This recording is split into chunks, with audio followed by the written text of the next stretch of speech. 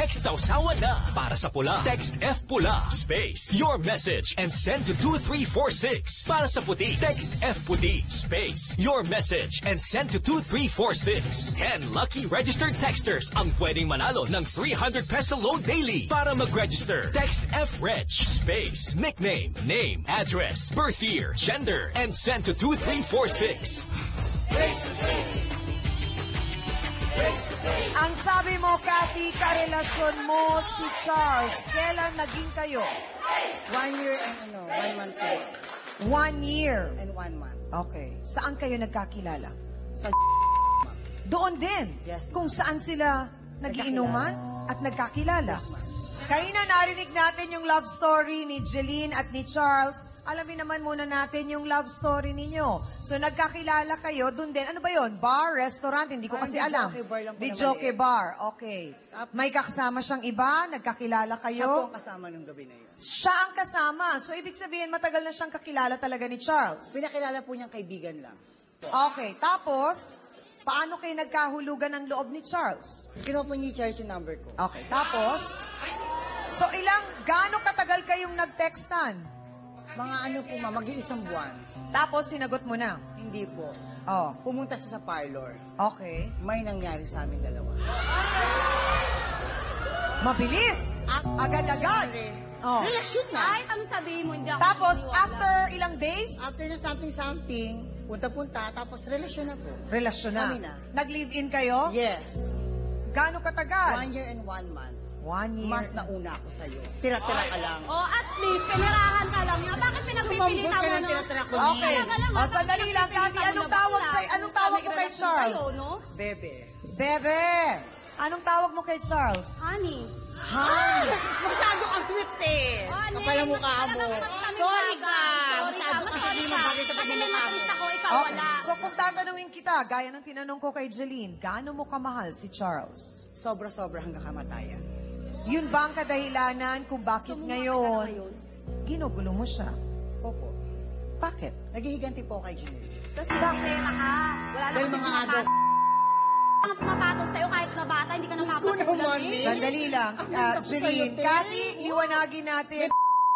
O napag-alaman namin ang dahilan kung bakit daw talaga nakipaghiwalay si Charles ay hindi ka na niya mahal.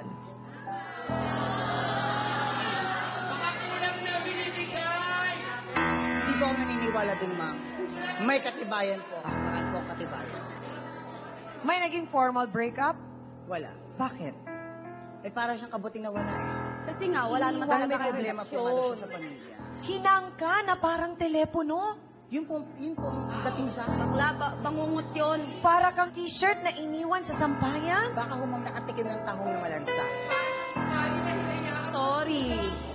Oo nga. Bangungot yun. Dapat hindi ka na Eh, nagising di ba, sa bangungot Hans, na yun. ang mga sausawero at sausawera naman natin nagsasaing, hindi mo pwedeng iwan ang sinaing. Tama, Chang. Parang ang sinaing hindi ba parang pag-ibig? Pag iniwanan, nagtututong. Hindi ko maintindihan. Bakit? Kasi ang alam ko, pag pareho niya na bading na mukhang babae, ang gusto talaga lalaki. So kung may... Teka lang ate, nag-explain ako. Ito naman! So parang, kasi kung ang pakiramdam niya noon pa lang, Becky din yun, parang malabo na magustuhan niya. So bakit mo nagustuhan? Yun na eh, kasi ang alam ko, di ba, parang ang tawag doon, lason ang dating. Pero hindi, sabi naman ni Cathy, lalaki ang itsura nitong si Charles. Para sa kanya, Aga Mulak, para sa'yo, Robin Padilla. Pero, paano kung nalilito lang, doktora, si Charles? At hindi niya talaga alam, or na-try lang niya to para masabing na-try lang, nag-trip lang, at talagang ang gusto naman din niya talaga ay babae. Hindi kaya. Kasi kung minsan may mga pagkakataon, lalo na sa mga edad na pagdating ng yung pre-adult, tapos at saka yung post-adolescence, ang tendency talagang nagsusubok ka eh.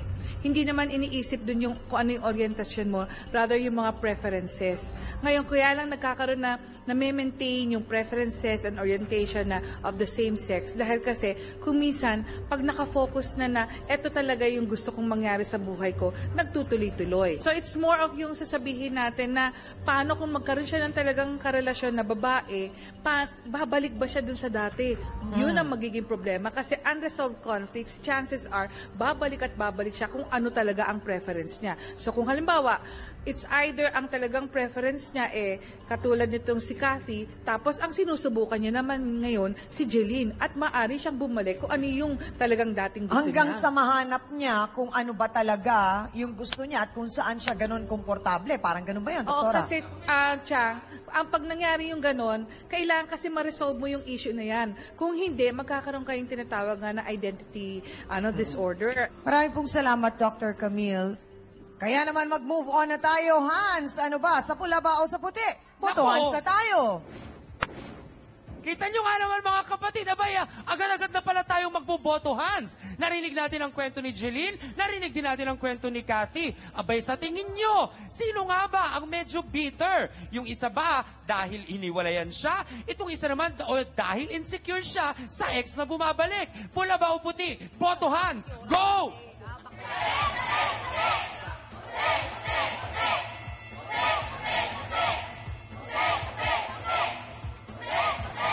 Naku, Chang! Sa ating boto, Hans, nakalalamang na nakataas ang puti na parang sinasabi ng mga sausawero at sausawera, aba, mukhang yung nasa pula ang bitter at nawala ng jowa. Yan ang ating boto, Hans. Ano nga ba talaga ang tunay niyang katauhan? Narito po, si Ray Charles Mendoza. Pasok!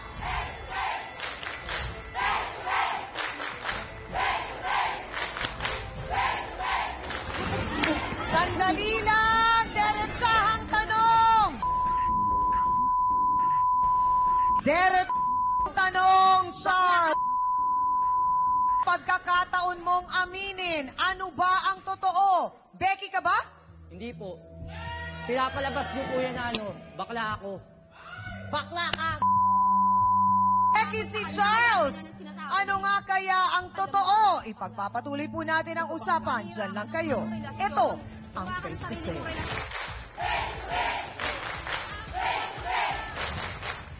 Charles, sino ang asong ito? Where's Daddy? Diretsahang tanong, Charles. Kilala mo ba ang aso? Facebook Sausawa na mga kapatid. Ito mula kay Everly Aquino Medina. Good PM, Chang Ami. Masyado akong natuwa nang napanood ko sa TV ang program nyo kasi nakaka-relate po ako sa ibang mga topic nyo, lalo na sa usaping mag-asawa.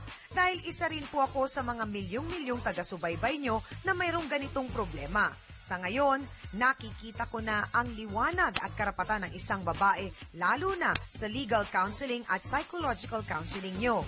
Grounded na pala ang mister ko sa mga ginawa niya sa akin. Salamat at mayroong ganitong programang naliliwanagan ang mga kapwa ko manonood.